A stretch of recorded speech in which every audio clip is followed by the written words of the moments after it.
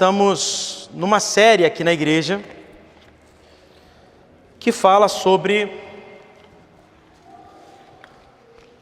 as bem-aventuranças de Mateus capítulo 5. Amém? Então nós começamos a falar na semana passada. Vocês estão ouvindo bem, amados? Nós começamos a falar isso na semana passada. Eu dei continuidade na quinta-feira e hoje eu quero falar um pouco mais sobre o que Jesus fez quando estava no meio de uma grande multidão. E a gente sabe, que Jesus, ele tinha um feeling de alcançar o coração das pessoas. Jesus tinha a estratégia certa para alcançar o coração das pessoas, porque ele não veio trazer uma palavra de bajulação, ele não veio trazer uma situação de autoajuda, mas ele veio para auxiliar as pessoas a encontrarem novamente o Deus que havia sido perdido. E quando Jesus se reúne ali no monte com aquelas pessoas, haviam muitas pessoas necessitadas. Haviam homens, haviam mulheres, haviam crianças, haviam pessoas que tinham uma boa reputação, haviam pessoas que eram pobres, haviam pessoas de várias etnias, porque elas tinham uma coisa em comum: a necessidade de ouvir algo e terem as suas vidas totalmente transformadas. Amém? A vida delas precisava ser totalmente transformada para que elas tivessem a oportunidade de encontrar o Senhor. Jesus, quando vem, ele vem para nos instruir ao caminho de encontrar o Pai. Fala assim, o Pai. Ele vem para nos revelar o Pai. E o que nós, pregadores, e o que nós, pastores, líderes, nós estamos fazendo aqui? Nós estamos nesse lugar para revelar a vocês Cristo que mudou a nossa vida e que, por consequência, nós aprendemos a entender um pouco mais do amor de Deus. Provérbios, no capítulo 1, versículo 7, ele diz assim, na versão que eu vou ler, NTLH: para ser sábio, é preciso primeiro temer a Deus, o Senhor. Os tolos desprezam a sabedoria e não querem aprender. Eu quero começar esse texto, que não tem nada de uma ligação direta com Mateus capítulo 5, mas para dizer a vocês que eu quero ter sabedoria, eu quero ser uma pessoa sábia, eu quero ser alguém que tenha plenamente o conhecimento total daquilo que acontece à minha volta. Então, se eu quero ser sábio, eu preciso primeiro temer ao Senhor, amém, amados? Porque o Senhor vai desprezar os tolos.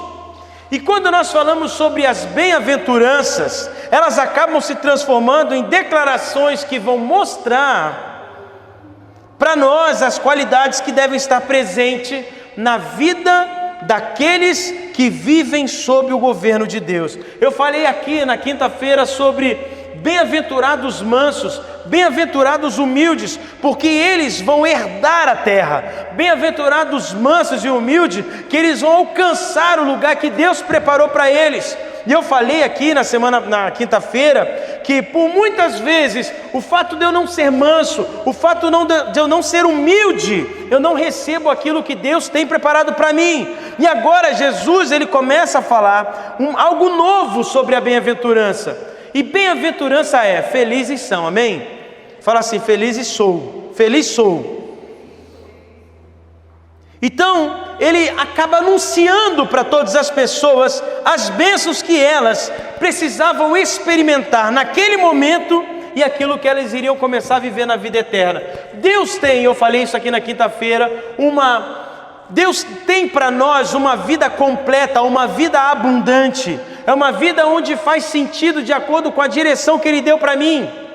Agora, para que isso aconteça, eu preciso reconhecer, eu preciso ser manso, eu preciso ser humilde para experimentar aquilo que Deus quer fazer, não só na minha vida, mas na vida do meu pai, na vida da minha mãe, na vida dos meus filhos, na vida daqueles que estão à minha volta. E aí, Mateus capítulo 5, no versículo 6, é onde nós vamos ter o início dessa fala de Jesus, bem-aventurado os que têm fome e sede de justiça, pois eles serão satisfeitos. Amém? Bem-aventurados os que têm fome e sede de justiça, porque eu serei satisfeito. E numa outra versão, na NTLH, ela vai dizer: felizes as pessoas que têm fome e sede de fazer a vontade de Deus, pois Ele as deixará completamente satisfeitas. Amém, amados? Deus vai deixar a tua vida, você completamente satisfeito ou satisfeita,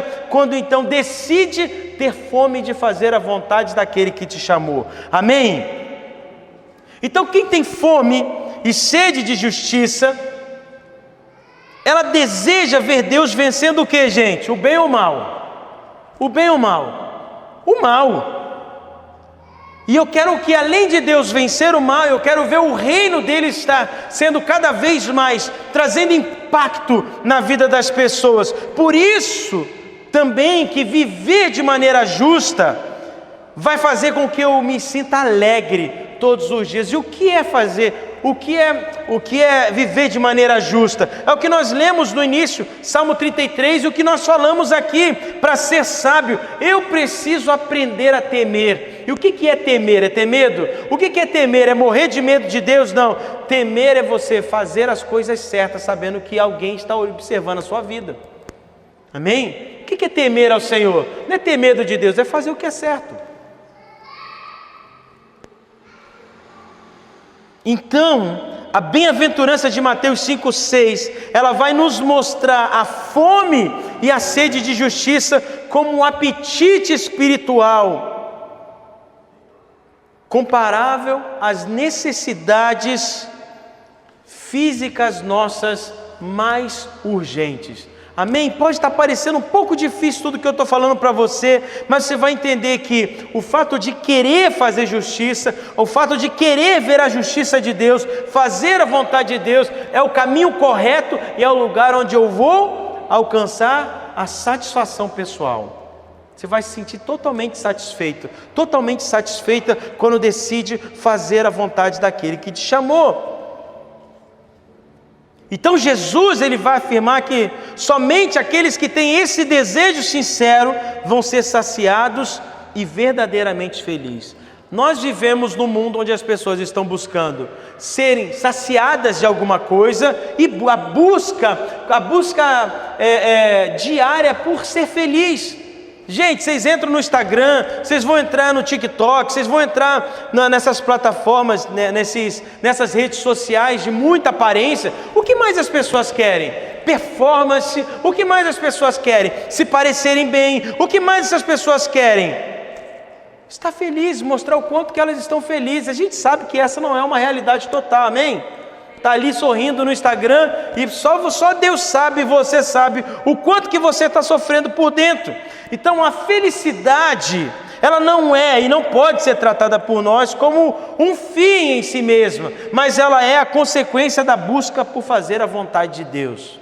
A verdadeira felicidade, ela não está na minha busca por alcançar coisas. A minha verdadeira felicidade vai vir quando eu entendo qual é a vontade de Deus para a minha vida. E você vai entender um pouco mais sobre o que é essa justiça que eu estou trazendo para vocês aqui. Nos nossos estudos, nós que temos preparado essas palavras de Mateus capítulo 5, existem algumas referências de muitos grandes homens, grandes teólogos. E a um deles chama Martin Lloyd Jones. Ele fala o seguinte: quem prioriza a felicidade acima da justiça fracassa,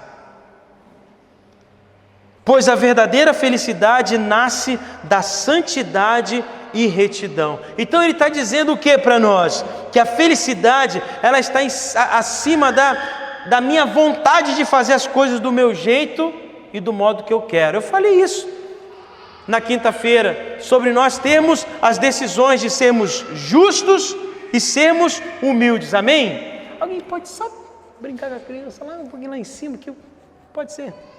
Ah, já foi. É que o meu TDAH, eu não tomei o remédio hoje não, então alguém se compadece de mim, né? Então é melhor ser santo do que ser rico. Então não são felizes aqueles que estão buscando experiências ou bênçãos, mas os que desejam viver a vontade de Deus. Gente, eu vou bater muito na tecla disso. Viver a vontade de Deus para a minha vida. O que é viver a vontade de Deus para a minha vida? O que é estar satisfeito, plenamente satisfeito com aquilo que Deus está fazendo? Se eu perguntasse para você, eu sempre faço essa leitura, eu sempre faço essa observação nesse lugar. Quantos aqui sabem exatamente qual é o seu propósito? Em que Deus te chamou para fazer? O que Deus te chamou para fazer? Por que você nasceu? É uma pergunta, né, uma retórica. Não, é algo que a gente já ouvia muitos filósofos. Nossa, qual é o sentido da vida? Qual é o porquê de todas as coisas? Por que existe uma folha? Por que existe o papel? Por que existe uma árvore? Por que nós existimos? Essa pergunta ela só pode ser respondida quando eu sei quem Deus é. Quando eu conheço Jesus e sei em que Ele pode me usar para transformar o mundo à minha volta. Amém, amados? O povo de Deus, nós somos marcados e devemos ser marcados por essa fome espiritual, desejando aquilo que é eterno. E em primeiro lugar, o que diz lá em Mateus capítulo 6, no versículo 33, buscai primeiro o reino dos céus e todas as coisas vos serão acrescentadas. Então Jesus, ele vai se referir tanto à justiça, que é a justiça imputada, ou seja, a justificação de Cristo para nós, quanto à justiça implantada, que é a transformação interior na nossa vida. E é o que eu quero muito falar sobre isso nessa noite. É aquilo que Deus fez por nós, é aquilo que eu posso fazer. E nós vamos acabar entendendo que existem 3 tipos de dimensões a respeito dessa justiça. Uma delas é a justiça legal, que é o meu relacionamento com Deus. É a justiça moral, que é a minha conduta reta. E é a minha justiça social, é onde eu busco a equidade e a integridade no lugar onde eu estou inserido. Lembra do que eu falei? O que é temor? É ter medo? Não. Temor é você fazer aquilo que é correto. Nós estamos vivendo num mundo onde existe uma grande carência de bons exemplos. Bons exemplos dentro de casa, bons exemplos de pai, bom exemplo de mãe, bom exemplo de filho, bom exemplo de avô, bom exemplo de empresário, bom exemplo de político, bom exemplo de professores. Nós vivemos numa sociedade onde nós não temos tantos exemplos para olhar, e é por isso que Deus quer fazer com que a justiça que já foi revelada para você, agora se torne uma justiça no meio das pessoas, a olharem para a tua vida e falar: cara, se existe uma pessoa justa que eu conheço, não é nem o pastor, que eu não conheço pastor, mas é fulano de tal, que frequenta a igreja tal, ou que é a minha vizinha, ou que é a pessoa que trabalha comigo no trabalho, que está comigo no trabalho. Todo mundo cria uma arruaça, todo mundo cria grupo do WhatsApp para falar mal de fulano, de ciclano, mas essa pessoa é correta, não faz isso, não entra em intriga, não arruma confusão, chega no trabalho, faz o que tem que ser feito, vai embora para casa, vem para a faculdade, estuda, se dedica ao estudo, vai voltar para casa, começa a estudar. São pessoas que andam na contramão, fazendo aquilo que é o simples. Sim ou não? Hoje você fazer o que é simples é reconhecido como algo: oh meu Deus, você achou uma carteira e você devolveu, meu Deus, essa pessoa tem que ser reconhecida. Aí sai no MGTV, sai não sei onde, daqui a pouco está no Fantástico, daqui a pouco está nas redes sociais. Por quê? O básico, o simples hoje acaba se tornando o extraordinário. E é isso que o mundo precisa: olhar para você e ver o extraordinário. O que é o extraordinário? É fazer o simples. Amém? Bem-aventurado aqueles que têm fome e sede de justiça, porque eles serão totalmente satisfeitos. Amém, amados? Você quer ser uma pessoa bem-aventurada? Então você precisa buscar essa justiça de Deus para você. Amém? E de que tipo de alimento nós temos que ter apetite, pastor Wellington? O primeiro deles é ter apetite pela justiça imputada, que é aquela que eu falei, ou seja, a justiça diante de Deus. E ela vai ser a base da tua salvação. Existe alguém perfeito aqui nesse lugar, nessa noite? Não. O pastor é um homem perfeito? Não. As pessoas que estavam tocando aqui são perfeitos? Não. Você que está sentado na cadeira é perfeito? Não, não existe ninguém perfeito. Todos nós somos pecadores e também somos incapazes de alcançar por mérito próprio o padrão que é exigido por Deus. Você sabia disso? E qual é o padrão exigido por Deus? É uma vida perfeita. É impossível a gente viver uma vida perfeita. É impossível eu, como pastor, como pai, como marido, como filho, ser perfeito. Ai meu Deus, o senhor é pastor, está dizendo isso, e daí? Eu não tenho problema em dizer isso para vocês. Nós somos falhos. Agora o que nós precisamos é encontrar em Deus essa justiça que vai me apontar o caminho ainda mais da salvação, onde os meus pecados, as minhas falhas, elas podem até me tornar culpado, mas existe um Deus que me perdoa de todos os erros, amém? Existe um Deus que perdoa os meus pecados, perdoa os meus tropeços, e é por isso que eu glorifico e exalto o nome dele, que por mais que eu me torne a melhor pessoa do mundo, a pessoa mais legal do mundo, ainda assim, ser legal, ser o mais conhecido, ter o maior número de seguidores, ainda assim, isso não me faz ser alguém justificado para ter a salvação, amém? Eu preciso de Deus. O que você precisa? De Deus. O que nós precisamos? Encontrar Deus na nossa vida. Então aquilo que era impossível ao homem, Deus ele realiza por meio de Jesus na cruz, porque Jesus levou sobre si os nossos pecados, e ele tornou o pecado, a maldição, o seu lugar. O sacrifício de Jesus na cruz satisfez plenamente a justiça. Hoje nós somos justificados. Sabe por que você está aqui? Porque Deus te justificou. Amém? Você viveu uma semana terrível, você queria matar um, você queria bater em outro, você teve estresse, você teve momentos de tensão da tua semana, mas você está aqui, porque Deus tem um propósito, Deus tem um plano na sua vida. Se você crê nisso, diz amém. Isso acontece com Jesus quando ele diz, está consumado. Jesus falou, a dívida do Elinho está paga. A dívida da Andressa está paga, a dívida do friseiro está paga, a dívida da igreja, das pessoas que estão na igreja Bola de Neve, está totalmente paga. Vocês não devem mais nada.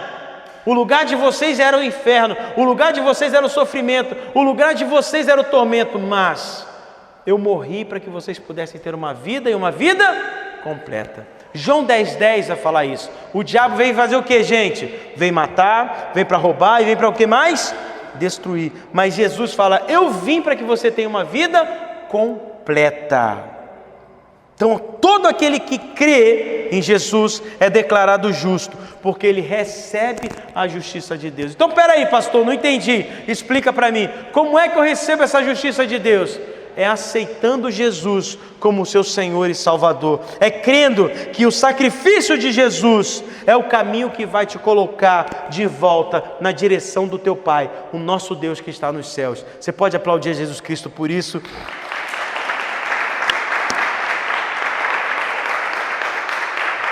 Thomas Watson, ele vai dizer o seguinte, que até o crente mais fraco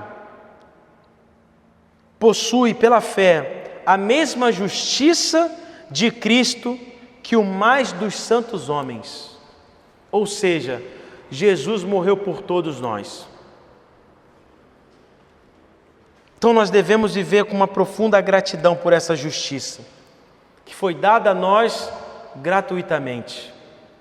A justiça que Deus nos deu foi uma justiça de graça. Então, em vez de buscar a aprovação divina, em vez de você buscar um desempenho religioso, eu quero ser o maior religioso, eu quero vir para a igreja, eu quero ser o maior dizimista, eu quero estar todo dia enfornado dentro da igreja, eu quero viver dentro da igreja, eu quero limpar a igreja, eu quero ser o melhor crente, eu quero ser o melhor de tudo. Ainda isso, nada vai tomar o lugar do que Cristo fez na sua vida. Ser um bom religioso nada mais é do que ser um bom religioso.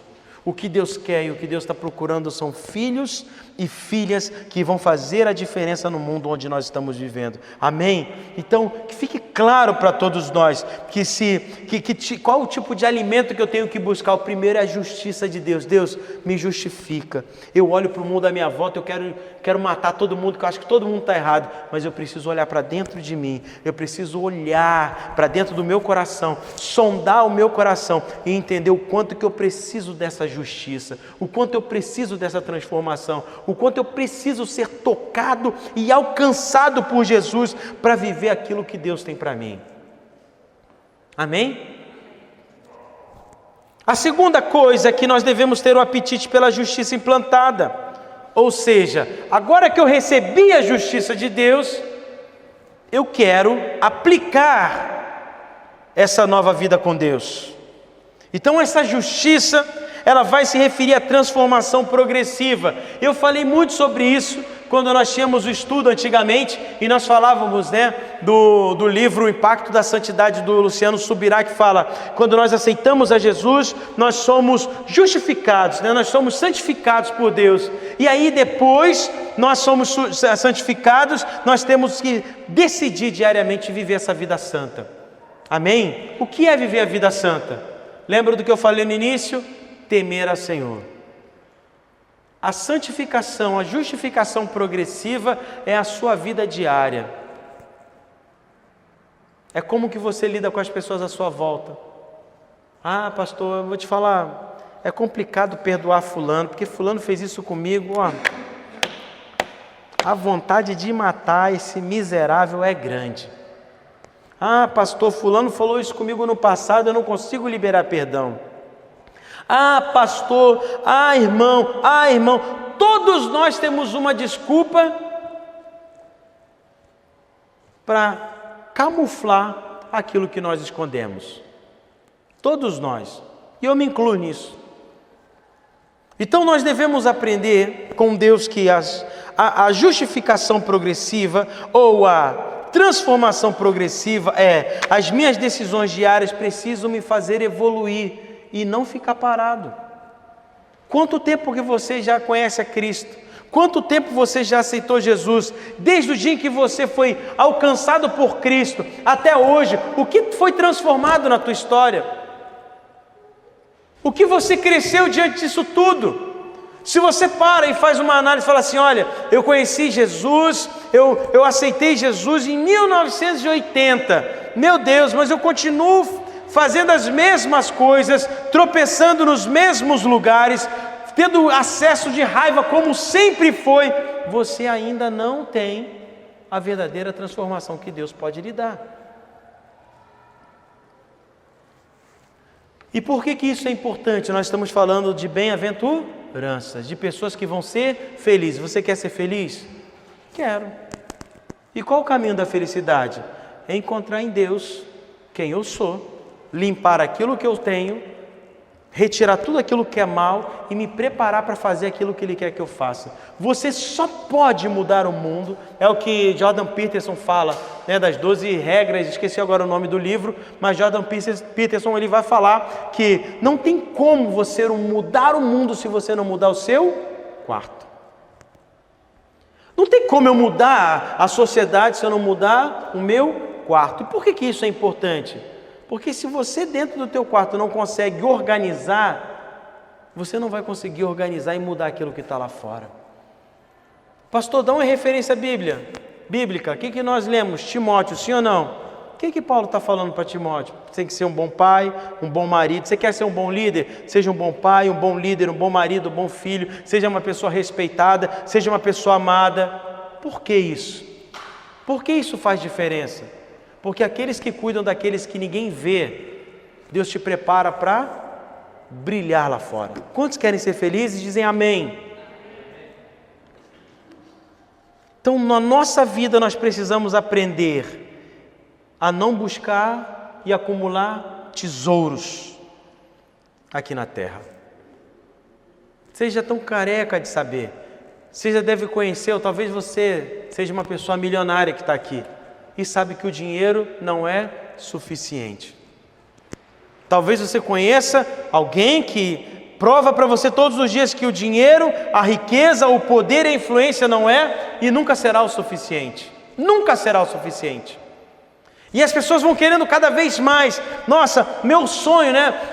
Eu trabalho com mídia social, aí tem pessoas que falam assim, meu sonho é ter 10 mil seguidores. Aí a pessoa tem 10 mil seguidores. Ah, meu sonho é ter 100 mil seguidores. Aí vai 100 mil seguidores. Meu sonho é ter 1 milhão de seguidores. Sempre vai escalando e nunca vai estar satisfeita. Quando eu tiver 1 milhão, não, agora eu acho que eu posso ter 10 milhões. Não, agora eu posso ter 25 milhões. E as pessoas vão sempre escalando e morrendo para satisfazer essa vontade do seu coração.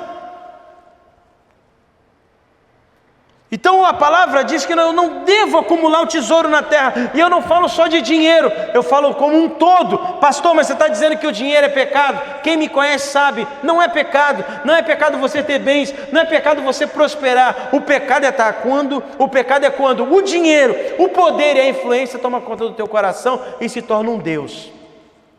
E aí ele perde todo o propósito, perde toda a finalidade e você não consegue cumprir aquilo que Jesus te chamou para fazer. Amém? Então a fome espiritual verdadeira, ela não se sacia completamente nessa vida, pois aquele que vive em Cristo, ele está sempre querendo mais, mas mais em Deus. Ele sabe que Deus sempre tem mais, ele sabe que Deus sempre pode fazer mais, Deus sempre vai te auxiliar, Deus sempre vai te ajudar, Deus sempre vai te levar no caminho de crescimento. Crescimento como pai, crescimento como mãe, crescimento como marido, crescimento como esposa, crescimento como líder. Você vai estar sempre olhando e falando, Deus, como eu aprendi, cara, essas coisas aqui, essas dificuldades que eu tive, como eu aprendi, nossa, eu tropecei, eu pedi perdão a Deus, como eu aprendi. Você usa a sua vida como aprendizado, você não usa a sua vida como lamento. Então eu posso viver essa justiça implantada buscando crescimento diário em santidade. Isso vai envolver uma disciplina espiritual, orar mais, estudar a palavra e ter prazer nas coisas de Deus. O crente, o cristão que não ora, o cristão que não estuda a palavra, o cristão que não se interessa pelas coisas de Deus, Deus não vai se interessar pelas coisas que você quer. Provérbio 16, versículo 1, Provérbio 16, versículo 3 vai dizer que cabe a nós sempre estabelecer planos, cabe a nós sempre pegar os nossos planos, né, e falar, Deus, aqui está o meu plano, mas e aí? Esse plano está de acordo com a vontade de Deus? Esse plano está de acordo com aquilo que de fato vai fazer sentido para a tua vida? Ou você quer ter para poder comprar mais, você quer ter para conquistar mais, você quer ter para dizer o quanto que você é bom? A verdadeira justiça de Deus, ela não envolve o eu, ela envolve Deus.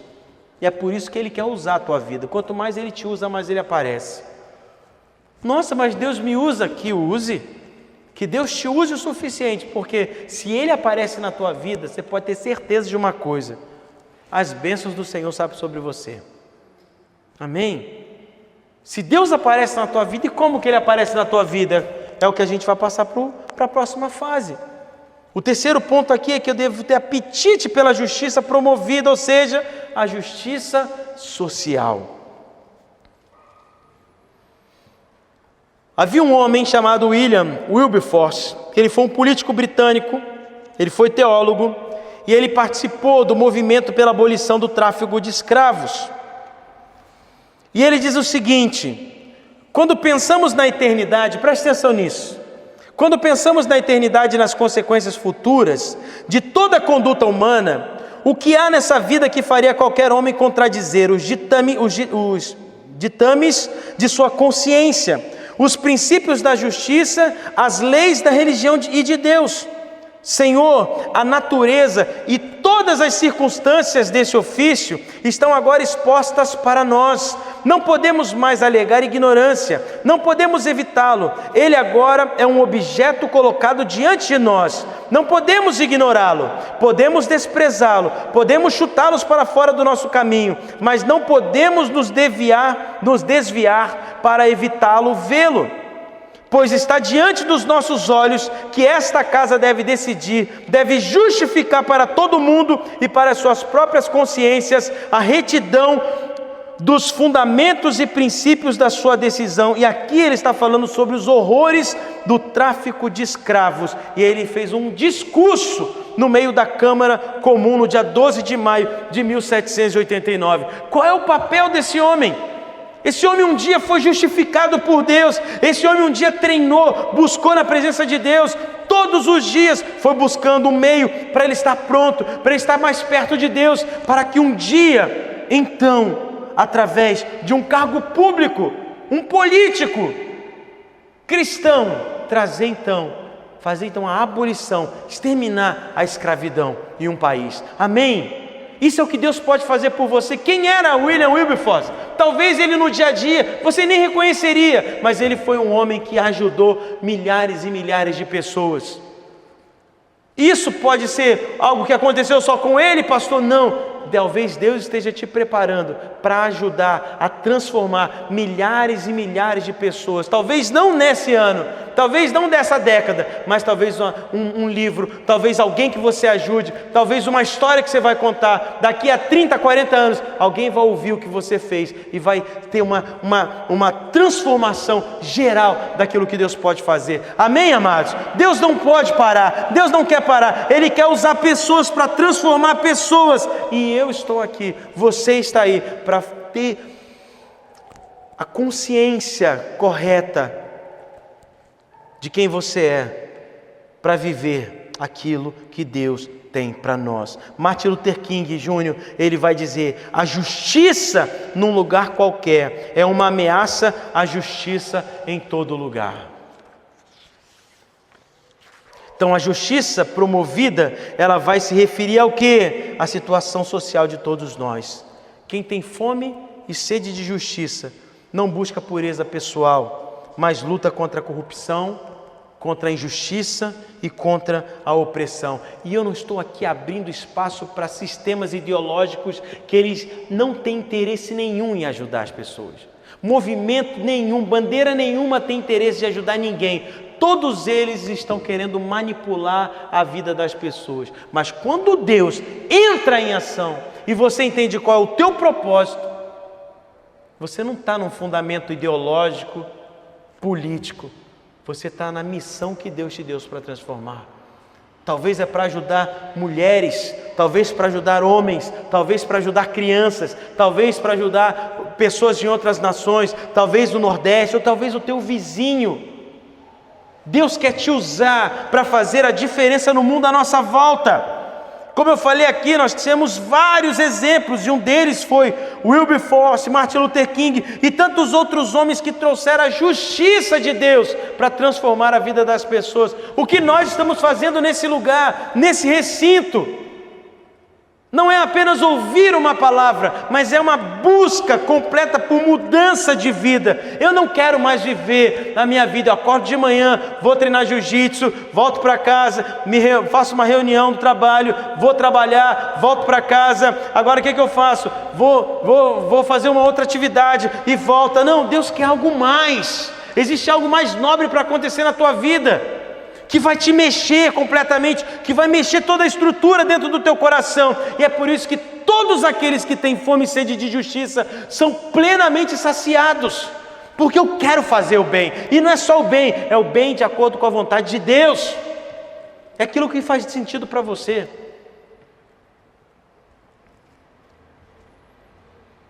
Então a promessa de Jesus é que quem tem essa fome e sede vai ser feliz e saciado. Pastor, estou tão infeliz. É porque você não está fazendo a vontade de Deus. Pastor, estou tão triste, eu quero acabar com o mundo. Você não está fazendo a vontade de Deus. Gente, tem alguém aqui que não passou por nenhum problema nesse último mês? Tem alguém que não passa por problema esse ano, não passou por nenhum problema? Todos nós passamos por problema. Talvez o teu problema você ache que é o maior do que o meu, mas o teu com certeza não é maior do que alguém que esteja do teu lado. Mas todos nós passamos por problemas. E o que o problema deve me tornar? Deve me fazer aprender ainda mais que se isso está me fazendo raiva, se esse tipo de problema está me fazendo raiva, e aqui eu vou falar algo que eu sempre digo, tá? Se isso está me fazendo raiva, vai apontar para aquilo que eu estou destinado a reparar. Se aquilo me traz dor, aponta para o que eu estou sendo destinado a curar. O que me traz raiva? O que traz ódio do coração do pastor Wellington? Meu Deus, o pastor sente ódio. O que me traz raiva e indignação é ver o que os homens estão se tornando. O que os homens estão deixando de alcançar e de se tornar por meio da sua frouxidão, por meio da sua mansidão errada. Não, mansidão não é... Meu Deus, qual é a palavra, gente? Omissão. Isso sempre queimou no meu coração, porque eu via certas coisas dentro de casa que falavam, cara, não é possível que isso está acontecendo.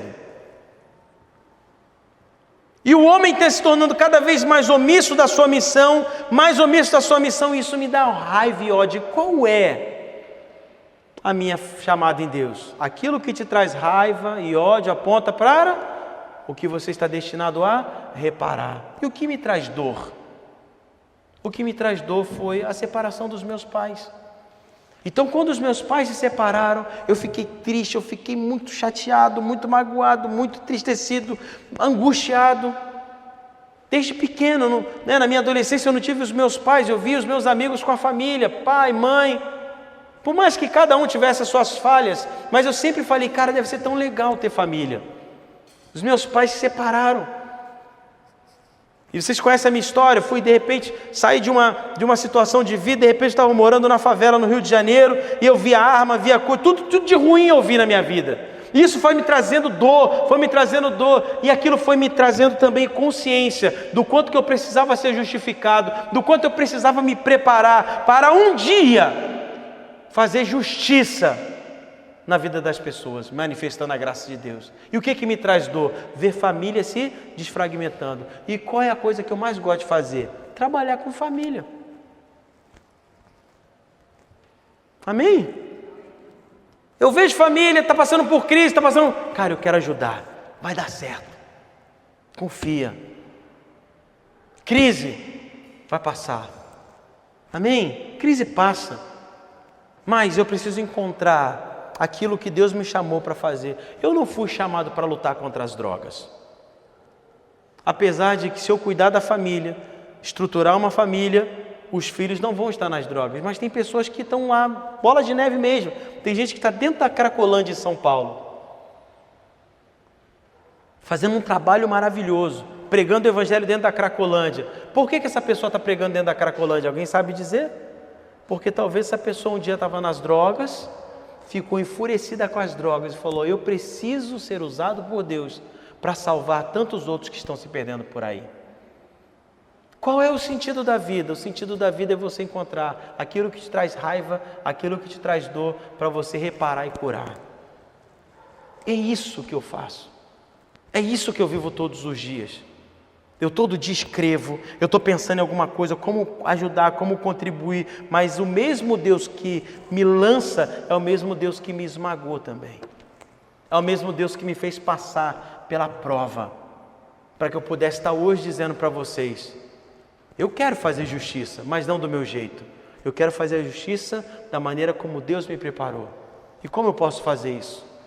Discipulado para homens, treinamento para homens, mentoria para homens. Estou fazendo agora uma formação para ser terapeuta de família, quero trabalhar com terapia de família. É isso, minha missão. E vamos embora. Eu não preciso...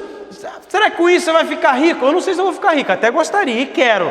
Mas se não ficar, eu estou cumprindo a minha missão. Eu estou fazendo aquilo que Deus me chamou para fazer. Então, bem-aventurado aqueles que têm fome e sede de justiça. Eu fui injustiçado, eu me senti injustiçado, porque eu vi a minha família se desfragmentando, eu vi o que está acontecendo com os homens, eu me senti muito mal com isso. Mas aquele que busca fazer a vontade de Deus, aquele que busca a justiça, vai ser plenamente saciado. Eu quero ser saciado. Eu quero ver você sendo saciada. Eu quero ver você sendo saciado, fazendo aquilo que Deus te chamou para fazer. Nós não podemos parar. Nós não podemos ficar de braços cruzados, não. Deus te deu uma vida. Tem gente que está querendo viver e está no hospital desesperado, querendo uma oportunidade para andar, para sair do hospital, mas não consegue. E você está aqui. Tem gente que nesse momento está lá, naquelas coisas de reabilitação, está se lamentando: meu Deus, se eu tivesse a chance de uma pessoa que está dentro da igreja, eu talvez teria mudado a minha vida. Você está aqui para fazer a diferença que pode mudar o mundo. Pastor, mas eu sou tão fraco, eu sou negro, eu sou branco, eu sou pobre, eu sou amarelo, eu sou isso, eu sou aquilo. Eu não estou nem aí por isso que você se vê. O que eu sei é que Deus te chamou para fazer a diferença no mundo à nossa volta, do jeito dele, da maneira dele, da forma como ele fala contigo todos os dias. O que queima no teu coração? Qual é a dor que está no teu coração? O que te revolta? Isso vai apontar para o teu destino profético. E se você crê nisso, dá glória a Deus e aplauda Jesus Cristo enquanto eu bebo água.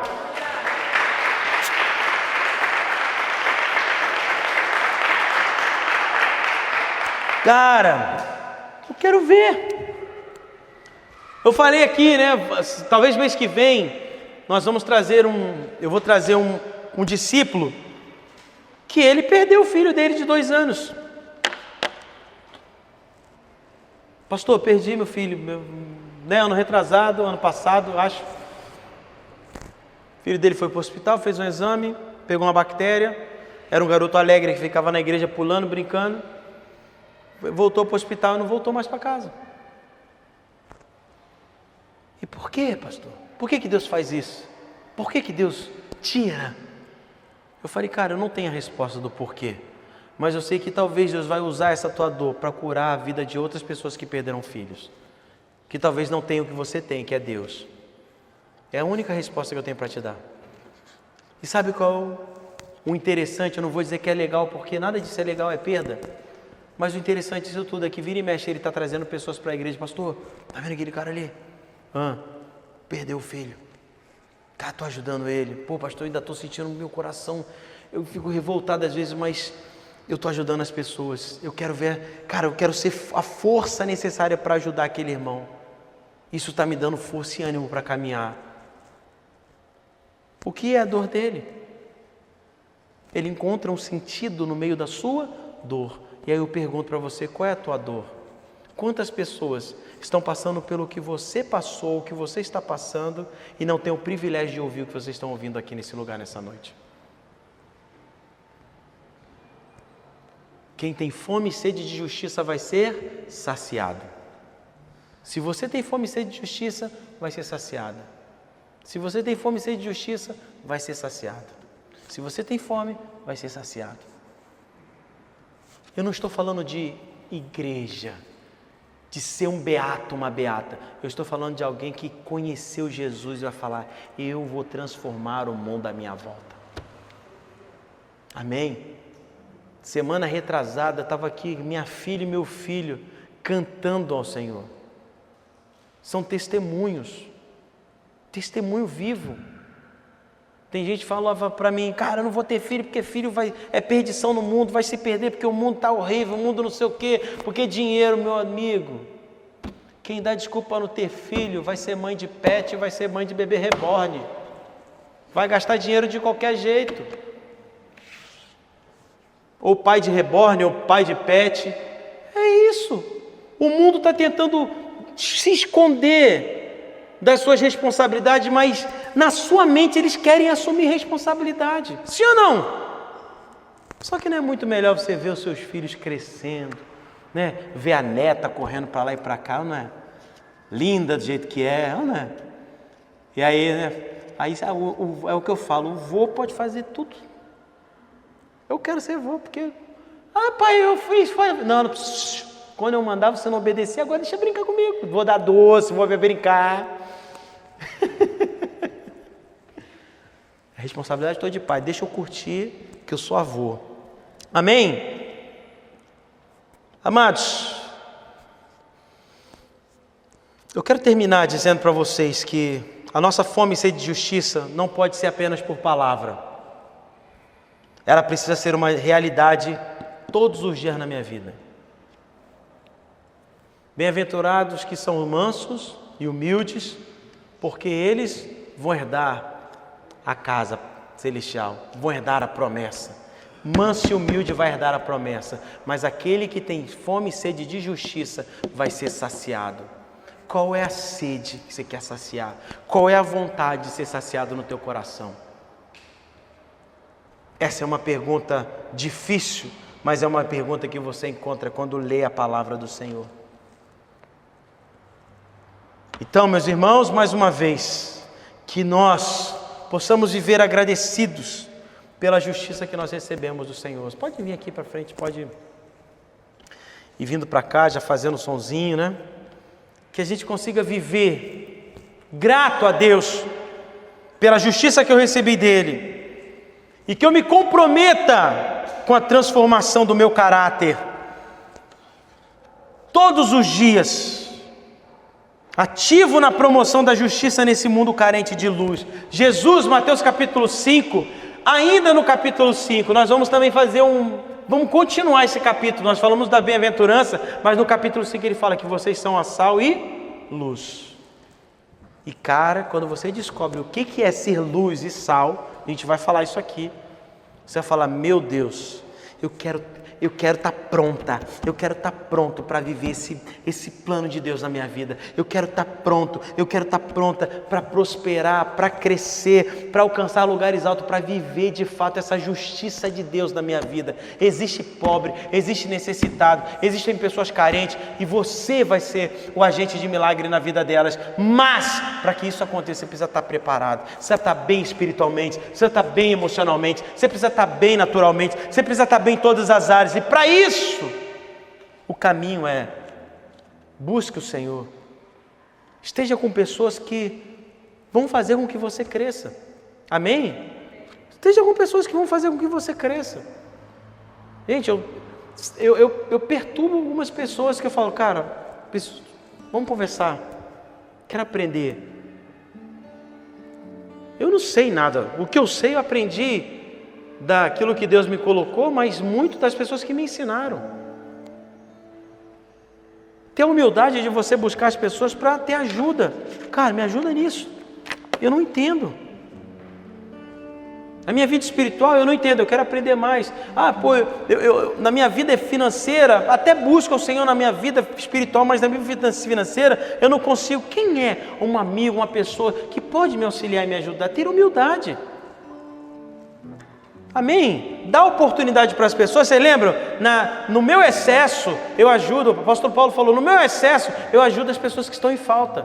E no excesso das pessoas, elas ajudam aquilo que eu tenho falta. E o que ele está dizendo? Que não existe ninguém completo o suficiente. Todos nós precisamos uns dos outros. E fazer a justiça é você ajudar o teu irmão. Fazer a justiça é você estar junto com o teu irmão. Fazer a justiça é você orar pelo teu irmão. Mas ele fez isso comigo. Fulano é mal comigo. Dane-se, ore por ela, ore por ele, para que Deus transforme a vida dessa pessoa, e que um dia o que era maldição para você vai se tornar uma bênção. Uma bênção. Os mansos e os humildes, eles vão herdar a terra, mas os que buscam, têm sede de justiça, eles vão ser recompensados, vão ser saciados. Meu Deus, que palavra!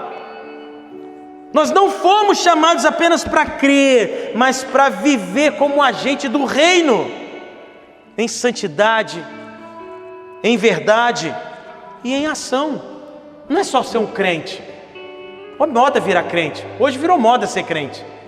Virou moda ir para a igreja, porque a igreja tem os lugares, uma boa entrada, boa música, um bom café, um bom ambiente, mas isso não transforma. É só uma casa bonita. É como se você conhecesse o seu amigo, amiga que mora numa mansão. Você vai para lá e os pais estão brigados, e tem traição, e tem confusão, tem droga envolvida, mas a casa está bonita, o que adianta? O que nós precisamos é ter uma vida transformada. O que nossa igreja precisa é de pessoas que querem de fato cumprir a sua missão. Esse lugar vai ser o lugar onde você, com a sua missão, ou que você ainda não conhece, nós vamos ajudá-los a encontrar a tua missão, a você seguir em frente e fazer aquilo que Deus te chamou para fazer. Essa é a minha missão, essa é a minha vontade, de fazer com que todos vocês se encontrem, porque quando você encontra o teu propósito, e aqui, eu falo para vocês, eu estou há 20 e tantos anos, né, servindo a Cristo, mas há poucos anos eu descobri de fato qual é a minha missão, e é maravilhoso você saber para que você está aqui, é maravilhoso descobrir o motivo de você estar aqui, é maravilhoso entender que aconteça o que tiver que acontecer, você segue caminhando, você segue firme, porque aquele que te chamou, Ele é fiel e justo para completar a boa obra na tua vida. Não importa se você está preso, não importa se você não tem dinheiro, não importa se você é feio, não importa se você é bonito, não importa, nada importa. O que importa é que você precisa completar a tua missão. Amém? Muito em breve eu vou ministrar a vocês sobre o que eu aprendi com as formigas. E Deus me deu uma palavra muito interessante e que vai fazer muito sentido para todos nós aqui, mas muito em breve. Amém? Então, nesse momento, que a nossa oração e prática seja: Senhor, que a Tua justiça me transforme, me sustente e me envie. E que no final da nossa missão, quando a gente olhar para trás, eu consiga dizer com alegria: lutei por aquilo que é justo, amei o que é eterno e vivi para a Tua glória. Imagina Estevão sendo apedrejado. Ele olha para o céu e ele vê os céus abertos e Jesus ali olhando para ele. Até na morte, Jesus vai estar com você. Para esse rapaz que perdeu o filho, ele fala: pastor, dói todos os dias. Ele e a esposa, dói. É uma dor insuportável. Mas ele está aprendendo a encontrar propósito. Ele vai vir aqui à igreja. Ele está todo domingo ele fala: pastor, quando é que você vai me chamar para Juiz de Fora? Eu quero lá conhecer a igreja. Eu falo: calma, vai ter um momento certo. E quando ele vir, e a esposa dele, vocês vão ver que no meio da dor a gente encontra motivo de continuar. Em meio à dor, nós precisamos encontrar um motivo para caminhar, para continuar, porque senão nós vamos parar.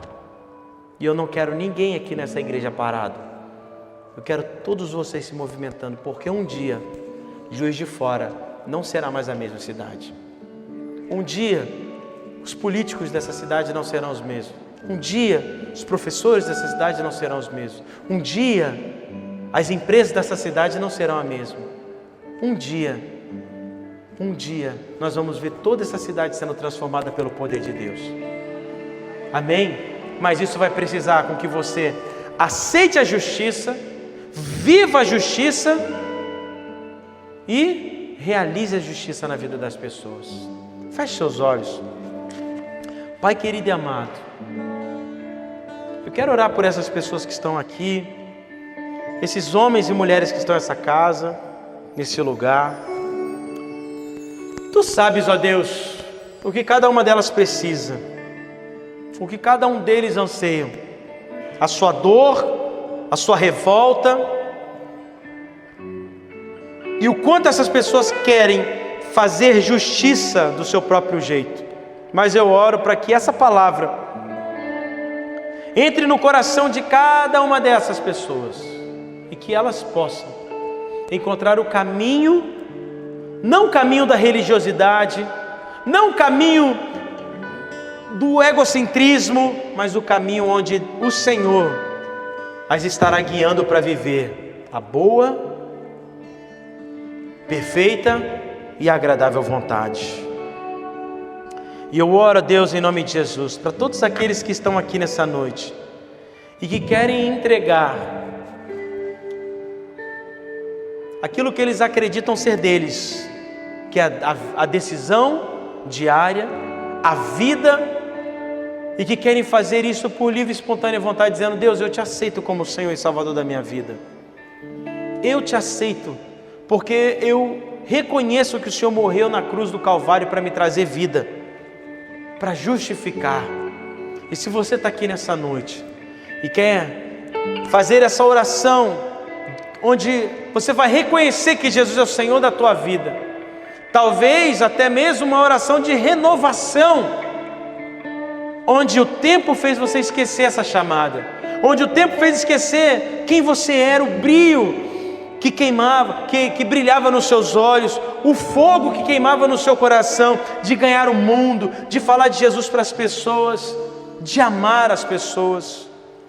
E se você perdeu tudo isso, eu quero convidar você, bem-aventurado aqueles que são humildes, porque eles vão herdar a terra. Quero convidar você para ser humilde o suficiente, para ficar de pé